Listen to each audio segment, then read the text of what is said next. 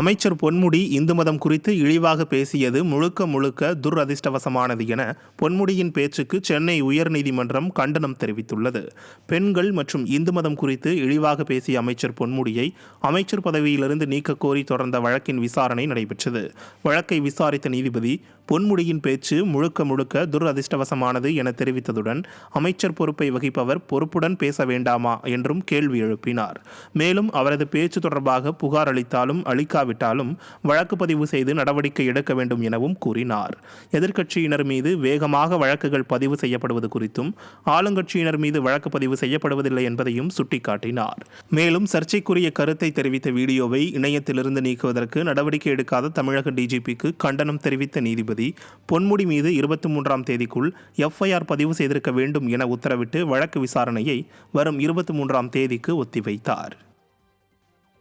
வக்ஃப் விவகாரத்தில் புதிய சட்டத்தின்படி உறுப்பினர்கள் நியமனம் செய்யவோ நிலம் வகைப்படுத்தவோ கூடாது என உச்சநீதிமன்றம் உத்தரவு பிறப்பித்துள்ளது. நாடாளுமன்றத்தில் நிறைவேற்றப்பட்டு நாடு முழுவதும் அமலாக்கப்பட்டுள்ள வக்ஃப் திருத்தச் சட்டத்திற்கு எதிராக உச்சநீதிமன்றத்தில் தொடரப்பட்ட வழக்குகள் குறித்த விசாரணை நடைபெற்றது. வழக்கை விசாரித்த நீதிபதிகள் திருத்தப்பட்ட வக்ஃப் சட்டத்தின்படி எந்த உறுப்பினர் நியமனமும் இருக்கக்கூடாது எனவும் ஏற்கனவே வக்ஃப் என பதியப்பட்ட சொத்துகளின் மீது எந்த புதிய நடவடிக்கையும் எடுக்கக்கூடாது எனவும் உத்தரவிட்டனர்.